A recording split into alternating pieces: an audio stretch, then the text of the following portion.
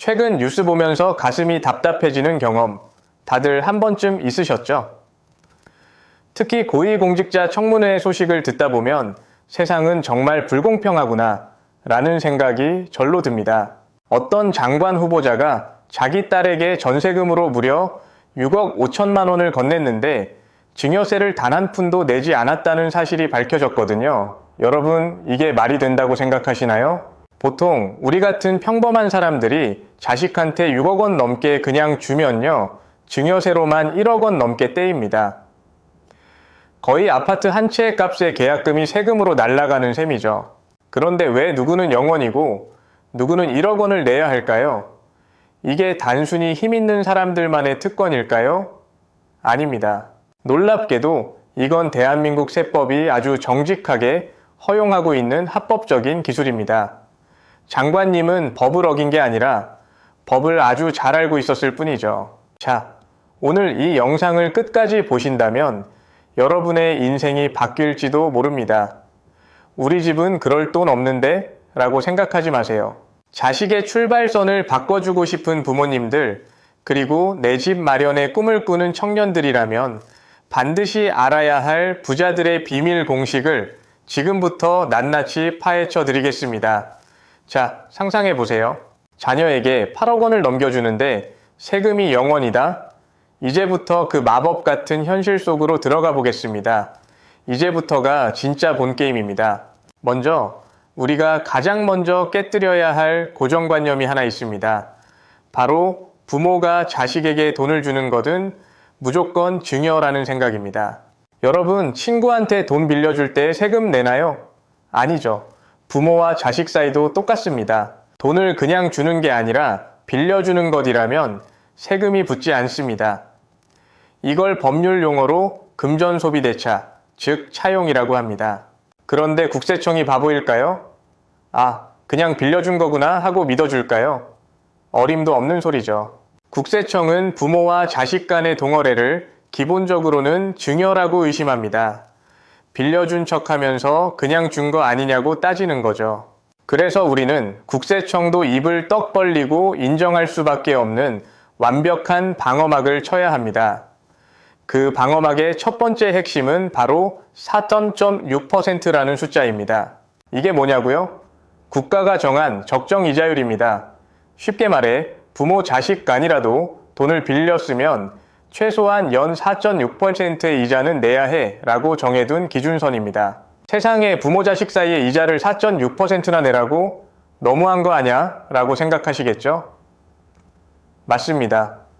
요즘 은행 예금 금리보다 높으니까요. 그런데 여기서 진짜 고수들만 아는 마법의 틈새가 등장합니다. 상속 전문 변호사들이나 자산가들이 금과 옥조처럼 여기는 세법 조항이 하나 있는데 바로 1천만 원의 법칙입니다. 법적으로 내야 하는 이자 4.6%와 실제로 자녀가 부모에게 주는 이자의 차액이 연간 1,000만 원을 넘지 않는다면 국세청은 그걸 증여로 보지 않습니다. 이게 무슨 소리냐고요? 자, 계산기 한번 두드려 볼까요? 여러분이 자녀에게 2억 1,700만 원을 빌려준다고 가정해 봅시다. 이 금액에 4.6%를 곱하면 딱 998만 2천 원이 나옵니다. 1터십만 원보다 살짝 낮죠? 즉, 2억 1,700만 원까지는 자녀에게 이자를 단 한 푼도 받지 않고 무이자로 빌려줘도 세법상 아무런 문제가 없다는 뜻입니다. 정말 어처구니가 없이 엎질 정도로 대단한 빈틈이죠. 서울로 치면 좁은 개천 수준의 틈새인 줄 알았더니 덤프트럭이 지나갈 만한 고속도로였던 겁니다. 뉴스에 나온 그 장관님 사례를 다시 볼까요? 딸에게 약 4억 7천만 원을 빌려줬습니다. 아까 말한 2억 1,700만 원보다 훨씬 크죠? 그래서 장관님은 무이자로 하지 않고 연 2.55%라는 기가 막힌 금리를 설정했습니다. 왜 하필 2.55%였을까요? 4.6%와의 차이를 계산해보면 연간 약 960만 원 정도가 나옵니다. 보십시오. 끝까지 1,000만 원을 넘기지 않으려고 치밀하게 계산된 수치입니다. 이쯤 되면 소름 돋지 않나요? 아빠가 돈 좀 빌려줄게가 아니라 수학적인 정밀 타격으로 세금 조준 사격을 피한 겁니다. 그런데 겨우 2억 얼마로 서울에서 어떻게 집을 사냐고 듣고 하시는 분들 계실 겁니다. 요즘 서울 아파트값 보면 정말 스탈링그라드 전투 뺨칠 정도로 치열하고 무시무시하잖아요. 2억으로는 명함도 못 내밀죠. 자, 여기서부터가 진짜 하이라이트입니다. 이 기술을 한 단계 업그레이드 해보겠습니다. 바로 가족 총동원령입니다. 증여세를 계산할 때는 아버지와 어머니를 한 몸으로 봅니다. 두 분이 합쳐서 준 돈이 5천만 원을 넘으면 세금을 내야 하죠. 하지만 대여, 즉 돈을 빌려주는 건 완전히 다릅니다. 아버지는 아버지이고 어머니는 어머니입니다. 각자가 개별 경제 주체라는 거죠. 자, 시뮬레이션 들어갑니다. 아버지가 아들에게 2억 1,700만 원을 무이자로 빌려줍니다. 세금은 0원입니다. 그 다음 어머니가 또 아들에게 2억 1,700만 원을 무이자로 빌려줍니다. 이것도 세금은 0원입니다. 두 분의 돈을 합치면 얼마인가요? 4억 3,400만 원입니다. 이 큰 돈을 이자 한 푼 안 내고 자녀가 집 사는데 보탤 수 있게 되는 겁니다. 만약 자녀가 결혼을 했다면요, 범위는 더 넓어집니다. 사위나 며느리도 있잖아요. 시아버지, 시어머니가 며느리에게 각각 2억 1,700만 원씩 빌려줄 수 있습니다. 이렇게 되면 한 가족 안에서 이동할 수 있는 돈이 무려 8억 6,800만 원까지 늘어납니다. 이 정도면 서울 웬만한 아파트 전세는 물론이고 매매 자금으로도 충분한 거액입니다. 증여세 1억 원을 내는 대신 부모님께 고맙다는 인사 한마디면 끝나는 겁니다. 정말 대단하지 않나요? 하지만 여러분, 여기서 주의하셔야 합니다.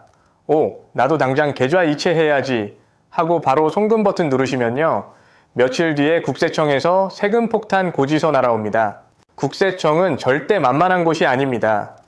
빌려준 거다 라고 우기기만 해서는 절대 안 통합니다. 그들은 여러분의 계좌를 현미경 보듯 들여다봅니다. 이게 진짜 빌려준 건지 아니면 빌려준 척 연극을 하는 건지 귀신같이 알아내죠. 그렇다면 어떻게 해야 국세청의 칼날을 피할 수 있을까요? 세 가지 철칙이 있습니다. 이 세 가지를 지키지 않으면 앞서 말씀드린 모든 기술은 한순간에 탈세로 돌변합니다. 첫 번째 철칙은 자녀의 상환 능력입니다. 상상해보세요. 소득이 전혀 없는 대학생 자녀나 백수 자녀에게 5억 원을 빌려줬다고 합시다. 국세청이 이걸 보고 아, 우리 학생이 나중에 열심히 일해서 갚겠구나 라고 생각할까요? 천만의 말씀입니다. 내가 무슨 돈으로 이자를 내고 원금을 갚아 라고 바로 태클이 들어옵니다. 최소한 자녀가 직장이 있거나 빌린 돈을 갚아 나갈 수 있는 합리적인 소득 수준이 증명되어야 합니다. 그렇지 않으면 빌려준 게 아니라 증여로 간주되어 가산세까지 얹어 맞게 됩니다. 두 번째 철칙은 확실한 기록입니다. 여러분, 돈을 빌렸으면 뭘 써야 하죠? 맞습니다. 차용증입니다. 그런데 세무조사가 나오니까 그제야 허겁지겁 작성한 종이 뚜껑은 아무런 힘이 없습니다. 국세청 직원은 이거 어제 쓴 거 아니에요? 라고 묻겠죠. 그래서 우리는 확정일자라는 걸 받아야 합니다.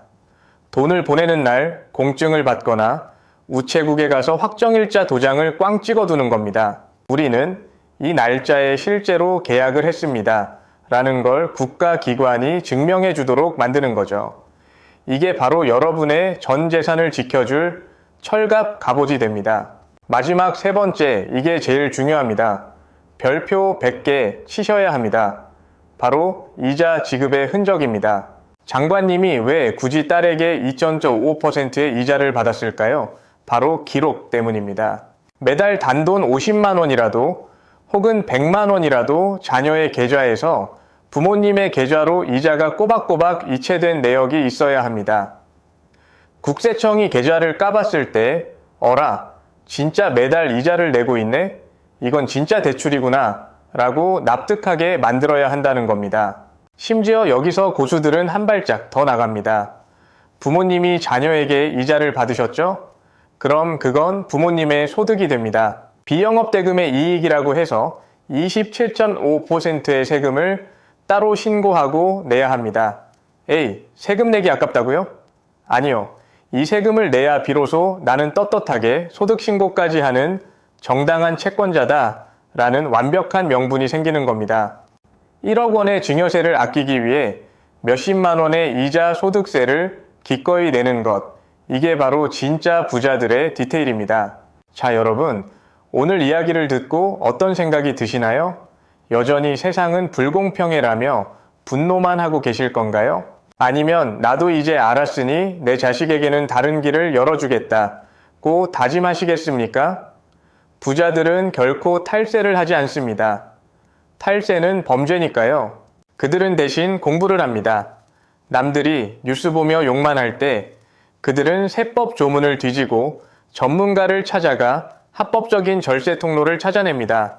지식이 곧 돈이고 정보가 곧 계급인 세상입니다. 물론 이 방법이 모든 상황의 정답은 아닙니다. 자녀의 소득 수준, 부모님의 자산 규모, 그리고 향후 아파트 가격 변동까지 고려해야 할 변수가 너무나 많습니다. 계산기 조금만 잘못 두드렸다가는 아낀 세금보다 더 큰 벌금을 얻어맞을 수도 있죠. 하지만 중요한 건 방법이 있다는 사실을 아는 것과 모르는 것의 차이입니다. 오늘 제가 드린 이 정보가 여러분 가족의 경제적 자유를 향한 작은 씨앗이 되길 바랍니다. 마지막으로 여러분께 묻고 싶습니다. 만약 당신에게 수억 건의 여유 자금이 생겼고 소중한 자녀가 집 문제로 고통받고 있다면 당신은 어떤 선택을 하시겠습니까? 무식하게 증여하고 절반을 세금으로 내시겠습니까? 아니면 현명하게 빌려주고 자녀의 앞날을 지켜주시겠습니까? 선택은 여러분의 몫입니다. 오늘 전해드린 장관님만 알았던 증여세 영원의 비밀, 정말 흥미롭지 않았나요? 세상에는 우리가 모르는 법의 테두리 안에서의 마법들이 참 많습니다. 앞으로도 저희 지식의 소용돌이에서는 여러분의 눈과 귀를 뜨게 해줄 깊이 있고 날카로운 지식 이야기들을 계속해서 전해드리겠습니다. 여러분의 구독과 좋아요는 다음 영상을 만드는 큰 힘이 됩니다. 오늘 영상이 유익했다면 주변 소중한 분들에게도 공유해주세요. 어쩌면 그분들의 인생을 바꾸는 결정적인 팁이 될지도 모르니까요.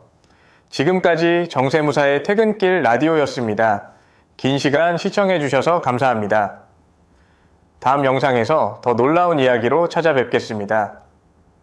감사합니다.